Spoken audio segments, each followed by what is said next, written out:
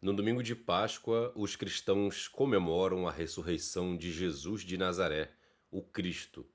Ele foi morto em uma cruz na Sexta-feira Santa e no domingo, ao terceiro dia, ele ressuscitou milagrosamente como Filho de Deus, vitorioso sobre a morte. Geralmente na cristandade se fala de uma dimensão espiritualizada da ressurreição e também da sua própria morte, né? Como uma entrega expiatória para a expiação dos pecados. Mas para além disso, queremos examinar outras dimensões. Afinal de contas, quais são as circunstâncias que levaram à morte de Jesus e o que implica a sua ressurreição em um cenário, uma dimensão na concretude humana? Eu me chamo Paulo Correia e você está no canal Teologia em Diálogo. Pois bem, pessoal, a gente pode pensar na ressurreição de Jesus de uma maneira que vai fazer sentido indo de encontro para a concretude do dia a dia. Também queremos pensar na morte de Jesus numa mesma ótica e no mesmo horizonte. Veja bem, é fato já bem estabelecido para a fé cristã que Jesus se entregou na cruz. Ele, como Filho de Deus e o próprio Deus, poderia, como ele mesmo diz, solicitar uma legião de anjos para que o sustentasse ali naquela situação e impedisse que ele fosse morto. Mas Jesus, ele entrega-se à vontade do Pai. Lembra-se do Getsemane, onde ele clama para que esse cálice passasse, mas que se fizesse a vontade do Pai. Ele foi fiel até o fim, até mesmo as últimas consequências. Foi fiel não só a Deus, mas ao testemunho sobre esse Deus. Essas circunstâncias e outras que vamos perceber aqui culminam na sua morte. Ora, Jesus, ele é Deus encarnado, mas presente como um homem na concretude do chão da vida. Participa de todos os dramas e infortúnios que acompanham a humanidade durante todos esses séculos. Jesus, ele teve uma escolha de vida. Ele viveu escolhendo fazer a vontade do Pai. Jesus foi tentado no deserto e o teor dessa tentação quer desvirtuar e desviar Jesus do foco da sua missão. Jesus resiste à tentação não somente nessa narrativa da tentação no deserto, mas durante toda a sua vida, segundo Hebreus atesta.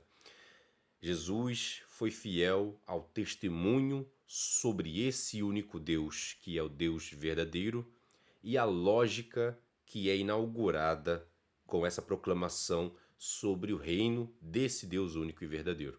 Jesus é fiel a isso, é fiel a esse testemunho. E ser fiel a esse testemunho deve ser algo que deve ser mantido, tendo em vista que consequências indesejadas podem acontecer. Jesus contrariou a lógica do sistema opressor e dominador do seu tempo.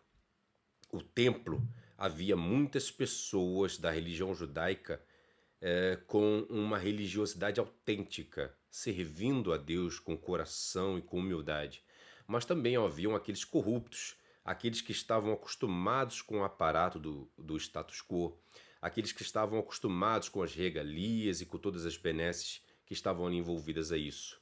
Era um sistema que sempre perpetuava o orgulho, a arrogância. Haviam muitos fariseus assim, mas é óbvio, não eram todos, e Jesus não era contra todos os fariseus, mas contra os fariseus hipócritas, assim como os saduceus e os escribas e tudo mais. Esse sistema opressor de poder religioso que domina é a isso que Jesus se opunha. E a sua escolha de atividade de vida vai completamente contrário a essa lógica. Então ele curava no sábado, algo que a elite religiosa hipócrita rejeitava como um desvirtuamento da lei. Ele estava a favor dos humildes, dos marginalizados, daqueles que não tinham voz e que não eram amparados como deveriam ser pelo sistema do templo. Jesus se opôs constantemente a isso. As suas várias idas a Jerusalém que o Evangelho de João atesta, ao contrário dos sinóticos, que só atestam uma ida a Jerusalém, que é na sua última semana, essas várias idas a Jerusalém, a narrativa do Evangelho de João vai mostrando uma intensificação da oposição a Jesus e as coisas vão ficando cada vez mais tensas, a ponto de que depois da ressurreição de Lázaro e da entrada triunfal em Jerusalém, efetivamente eles decidiram matar Jesus e por fim a sua proclamação e a sua atividade profética. Há também de se pensar que nem todos estão movidos exclusivamente por inveja ou coisas parecidas. Alguns estão genuinamente preocupados que o movimento de Jesus cresça a tal ponto que ele se transforme num rebelde, num dissidente, alguém que vai fazer uma revolução, uma tentativa de golpe ao Império Romano. E conhecendo o Império Romano como eles conheciam, sabiam que ele viria com todo o seu poder sufocar essa rebeldia e essa rebelião. Obviamente, esse sistema religioso seria abalado e essas estruturas hierárquicas que mantinham esses privilégios também seriam abalados. Além disso, havia preocupação real de que Roma sufocasse essa rebelião às custas da vida de muitos inocentes e destruindo até o sistema religioso de Israel. Era uma preocupação real. Mas, seja de uma forma ou de outra, decidiram matar Jesus. Então, a morte de Jesus na cruz não é somente uma entrega expiatória pelos nossos pecados. Existe essa dimensão, mas também existe uma dimensão concreta. A morte de Jesus acontece em consequência do tipo de vida que ele escolheu viver, que é fazer a vontade de seu Pai. E, levando isso até as últimas consequências, ele foi fiel a essa mensagem, experimentando a morte e morte de cruz. Mas esse não é o fim, como a gente sabe da história, e ele ressuscita. Mas pense aqui numa coisa antes da ressurreição. A acusação formal no Sinédrio, tentando de todas as formas, comprando testemunhos falsos, levantar alguma prova, alguma acusação contra Jesus, mas nada parecia ser sustentado. Depois eles conseguiram levantar a tese da blasfêmia.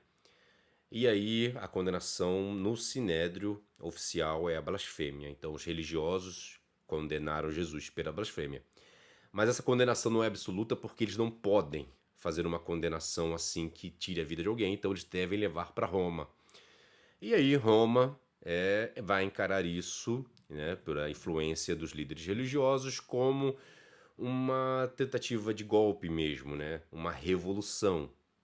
Jesus seria visto como um rebelde. Então, essa é a acusação mais do que oficial pela qual Jesus é condenado, que é como um rebelde, como um revolucionário. Então Roma o condena usando o seu pior instrumento de terror, de pavor, de manipulação, de medo, de poder político, que é a cruz. A cruz era um instrumento de terror público, de forma que esse espetáculo fazia com que qualquer pessoa que tivesse as mesmas aspirações pensasse duas vezes antes de cometer algo assim contra Roma. Então esse poder máximo de Roma é aplicado a Jesus. Poder máximo político desse Estado opressor, imperialista. Mas Jesus ressuscita, verdadeiramente ressuscita. Não é um ato simbólico, metafórico, não ressuscitou apenas no coração dos seus discípulos, ele verdadeiramente ressuscitou. E essa ressurreição, ela é encarada pela lógica do Christus Victor. Christus Victor é uma lógica, um conceito que trata da obra expiatória de Cristo em um sentido em que ele vence a morte, o pecado, o mal, as potestades, o diabo e tudo mais. É uma vitória cósmica contra essas forças, mas também é uma vitória histórica. Afinal de contas, lembre-se que o poder máximo de Roma, a cruz, foi empregada contra Jesus, no final das contas, falhou. Veja bem, o poder máximo de Roma, a cruz, foi insuficiente para eliminar o movimento de Jesus e o próprio Jesus. Então a obra da ressurreição, ela também é uma vitória contra o poder político das trevas, isso representando qualquer poder político do mundo, qualquer forma de poder e de governo autoritário que empregue instrumentos violentos para reprimir a população e para mantê-las debaixo do medo, elas são insuficientes contra aqueles que são do segmento de Jesus.